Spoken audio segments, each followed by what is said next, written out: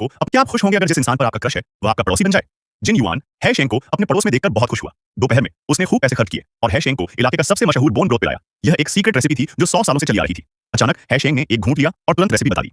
जिन yuan को थोड़ा शक हुआ इसलिए उसने बीफ ब्रोथ की 2 सर्विंग खरीदी और है शेंग से इंग्रेडिएंट्स के नाम पूछे।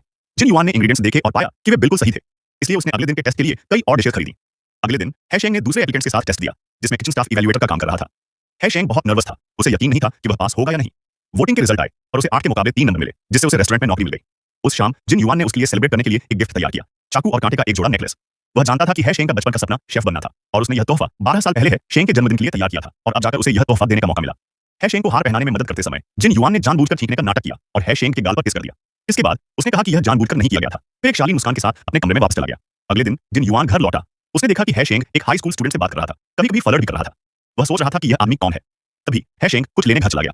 जिन युआन उसके पास आया अपनी बात रखते हुए उससे कहा कि है शेंग उसका आदमी है। वह है शेंग के आदमी को जाने नहीं दे सका। जिन युआन की भावनाओं से अनजान ज़ियाओ छे उसके पास गया और उसे बहन कहा। तभी जिन युआन को एहसास हुआ कि वह दूसरा आदमी है शेंग की छोटी बहन है। उसने जल्दी से माफी मांगी। छोटी बहन जो बहुत समझदार थी ने कहा कि उसने बस गलत सुना था। उनकी बातचीत से ज़ियाओ छे पूरी तरह हैरान रह गया। हाईशेंग नीचे उतरा, जिन युआन को अलविदा कहा और अपने छोटे भाई बहनों को खाने के लिए ले गया। डिनर के बाद हाईशेंग ने जिन युआन को फिर से ढूंढा और उससे ड्राइवर के कपड़े लेकर कुछ बहुत सीक्रेट करने को कहा। जिन युआन ने पूछा कि वह क्या है, लेकिन उसने कुछ नहीं बताया। जब वे पार्क पहुंचे तो उसने जिन युआन से कहा कि वह ड्राइवर के तौर पर उनकी फोटो लेना चाहता है। उसने जिन युआन से स्प्रिंग के कपड़े पहनने को कहा। दोनों ने स्प्रिंग के कपड़े पहने और गार्डन में स्प्रिंग की फोटो ली। जब फोटो डेवलप हुई तो वे स्प्रिंग की तरह लग रही थी। फिर उन्होंने सनग्लासेस लगाए और फव्वारे के पास समर फोटो ली। लाइब्रेरी में नकली मेपल के पत्तों को बैकग्राउंड में इस्तेमाल करके उन्होंने हॉट कॉफी पकड़े हुए ऑटम की फोटो ली। दूसरों ने समर के बीच में इतने हॉट कपड़े पहनने के लिए उनका मजाक उड़ाया, लेकिन उन्हें कोई फर्क नहीं पड़ा। विंटर सीन शूट करते समय वे एक स्की रिसॉर्ट गए, एक स्प्रे का इस्तेमाल किया और फुटेज में सच में विंटर जैसा फील आ रहा था। उस रात हाओ फेंग ने है शेंग को बताया कि स्कूल एडमिनिस्ट्रेशन और एक ग्रुप की मीटिंग हो रही है और कातिल भी उन्हीं में से एक होगा। है शेंग ने ताई शून से कहा कि वह अपने पिता की ग्रुप में जगह का इस्तेमाल करके घटनास्थल पर कुक का काम करे, लेकिन काफी देर तक बिना किसी दर्द के इंतजार करने के बाद वह वीआईपी रूम में गया जहां खास लोग थे। सच में उसे एक रिएक्शन महसूस हुआ। उसने दर्द सहा और कातिल को देखने के लिए एक्साइटेड होकर सबसे बड़े दरवाजे पर गया, लेकिन जब उसने दरवाजा खोला तो उसने पाया कि ताई शून के पिता अंदर बैठे थे। है शेंग हैरान था, लेकिन अब उसे कोई परवाह नहीं थी। उसने पूछा कि क्या उस आदमी को वह याद है, क्या उसे क्लास 3 का चेन है शेंग याद है। उस आदमी ने उसे हैरानी से देखा। है शेंग ने गुस्से में उसे पूछा कि उसने उसे क्यों मारा। वह आदमी डरा हुआ था, लेकिन जल्दी से शांत हो गया और है शेंग को झूठे इल्जाम लगाने और सबूत मांगने के लिए जोर से डांटा। हाई शेंग ने गुस्से में जवाब दिया, मैं सबूत हूं। जब से मैंने तुम्हें ढूंढ लिया है, मैं यह साबित करने के लिए सबूत ढूंढ सकता हूं कि तुमने मुझे मारा। यह सुनकर वह आदमी डर के मारे लगभग गिर ही गया। उसी समय एक सिक्योरिटी गार्ड अंदर आया। उसने ऐसा दिखाया जैसे कुछ हुआ ही न हो और उनके पीछे पीछे बाहर निकला, लेकिन कुछ कदम चलने के बाद ही वह फिसलकर गिर गया। ताई हुन ने यह देख लिया और उसे हॉस्पिटल ले गया। यह देखकर हेसुंग को दया आ गई।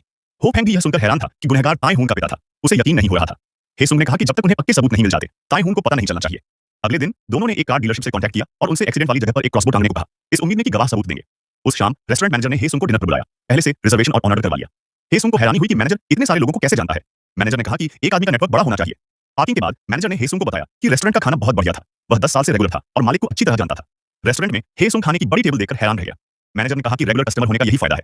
दोनों बैठ गए और पेट भरकर खाना खाया। जल्दी से आधा खाना खा लिया। तभी 2 हट्टे-कट्टे आदमी पास आए। ये हमारे हैं, उन्होंने अभी तक तुम्हें छुआ तक नहीं है। दोनों स्तब्ध रह गए। उन्हें समझ नहीं आ रहा था कि क्या करें। वेटर माफी मांगने के लिए दौड़ा। पता चला कि उसने गलत टेबल नंबर डाल दिया था। 2 लोगों के लिए टेबल दूसरी थी। जब मैनेजर बिल देने गया तो कैशियर ने कहा कि एक आदमी के लिए 5 लाख है। मैनेजर बॉस को ढूंढना चाहता था, लेकिन कैशियर ने कहा कि वह बॉस है। हेशेंग ने मैनेजर से सवाल करना शुरू कर दिया। अगले दिन ट्रैफिक लाइट पर इंतजार करते समय मैनेजर ने एक बैनर देखा और उसे अपने चाचा की याद आ गई। पता चला कि उसके चाचा ही वह ड्राइवर थे जिसने हेशेंग को मारा था। जेल में रहते हुए उसके चाचा ने उसे पीड़ित के परिवार को देने के लिए एक हेयर पिन दिया। बाद में उसे सेना में लौटने का एक अर्जेंट नोटिस मिला। जब वह छुट्टी के बाद वापस गया तो पीड़ित का परिवार चला गया था। मैनेजर ने हाओ फेंग को ढूंढा और पूछा कि वह 12 साल पुरानी किसी चीज की जांच क्यों कर रहा है। हाओ फेंग ने कहा कि कातिल कोई और हो सकता है और उसकी चाची को गवाही देने की जरूरत है। मैनेजर हैरान रह गया। उसने कम उम्र में अपनी मां को खो दिया था और उसके पिता ने उसे नहीं पाला था, उसके चाचा ने उसे पाला था। अब जब उसे पता चला कि उसका चाचा कातिल नहीं है तो उसने उत्साह से हाओ फेंग से पूछा कि वह कौन था। जब उसने सुना कि दूसरी पार्टी एक ग्रुप का चेयरमैन है तो मैनेजर चौंक गया। कातिल असल में उसका अपना पिता था। हाईशेंग को तब एहसास हुआ कि ड्राइवर मैनेजर का चाचा था। उसने तुरंत ग्रुप के चेयरमैन को ढूंढा, लेकिन चेयरमैन ने फिर भी मना करने की कोशिश की। लेकिन हाईशेंग ने कहा कि ड्राइवर की पत्नी रास्ते में है और दूसरी पार्टी तुरंत शांत हो गई। उसने हाईशेंग को जो हुआ उसका सच बता दिया। उसने ड्राइवर को मारने की बात मानी और फिर ड्राइवर को बुलाकर इल्जाम अपने ऊपर ले लिया। हाईशेंग ने पूछा कि उसे कातिल क्यों बनाया जा रहा है।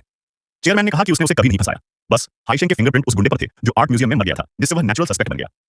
सबसे जरूरी बात, क्योंकि वह मर चुका था इसलिए उसके पास गवाही देने का कोई तरीका नहीं था। हाईशेंग ने असली कातिल की पहचान के लिए जोर दिया। चेयरमैन ने कहा कि वह उसे बताना नहीं चाहता था, लेकिन क्योंकि हाईशेंग ने जोर दिया तो वह उसे सच बता देगा। कातिल उसका छोटा भाई था। यह जानकर कि उसका अपना भाई ही कातिल है, हाईशेंग हैरान रह गया। उसे यकीन नहीं हो रहा था कि वह आदमी ऐसा कुछ करेगा। उस आदमी ने बताया कि उसे गलती से हाईशेंग को मारने और मर्डर को छिपाने का पछतावा हो रहा है और वह उसकी पढ़ाई का खर्च उठा रहा था। नहीं तो हाईशेंग मेडिकल स्कूल कैसे जाता। हाईशेंग को उस पर यकीन नहीं हुआ। फिर उस आदमी ने एक रेमिटेंस स्लिप निकाली। उस पर भरे हुए रेमिटेंस रिकॉर्ड देखकर हाईशेंग तुरंत बेहोश हो गया। वह अपने भाई का सामना करने के लिए बाहर भागा। उसी समय हाओ फांग ड्राइवर की पत्नी के साथ गवाही देने के लिए आया। हाईशेंग को भागते देख वह भी उसके पीछे गया। चेयरमैन ने ड्राइवर की पत्नी को देखा। जब उससे पूछा गया कि क्या वह ड्राइवर के इल्जाम लेने की सच्चाई जानना चाहता है तो पता चला कि उसने दूसरी पार्टी को एक बड़ी रकम दी थी, जिसका इस्तेमाल दूसरी पार्टी ने अपने भतीजे के रेस्टोरेंट खोलने के लिए किया। अगर वह इस मामले को आगे बढ़ाता रहा तो दूसरी पार्टी अपना इन्वेस्टमेंट वापस ले लेगी और उसके भतीजे का भविष्य बर्बाद कर देगी। है शेंग भी इस समय हॉस्पिटल पहुंचा और अपने दूसरे भाई से पूछा कि उस रात क्या हुआ था।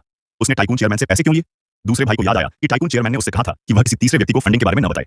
उसने तुरंत जवाब दिया कि उसने ऐसा नहीं कहा था और वह दूसरी पार्टी से पैसे क्यों लेगा। इससे हेशेंग को और भी यकीन हो गया कि उसका दूसरा भाई ही कातिल है।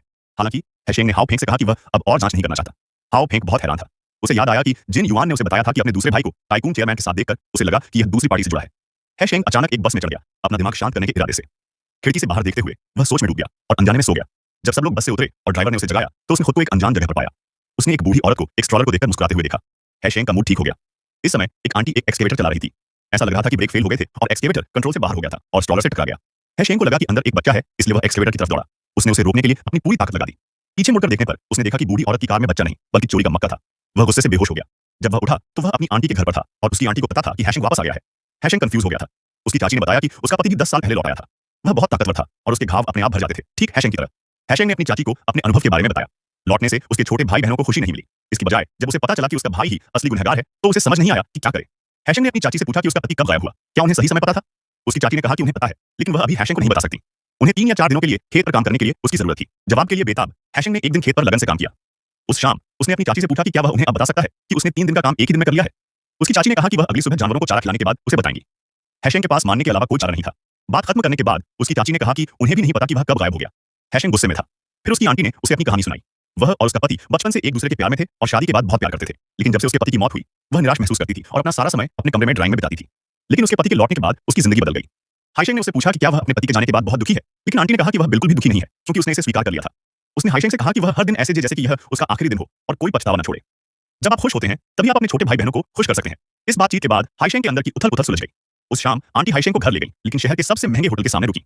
हाइशेंग ने उस शानदार जगह को देखा और सोचा कि क्या वे वहां पार्क कर सकते हैं। आंटी ने कहा कि वह एक वीआईपी कस्टमर है और कोई उसे पार्क करने में मदद करेगा। उसने यह भी कहा कि वह छत पर रहती है और उसने हाइशेंग को डिनर पर बुलाया। हाइशेंग सिर्फ जिंगयुआन के बारे में सोचते हुए इनविटेशन मना कर दिया और अपनी गर्लफ्रेंड से मिलने वापस भाग गया।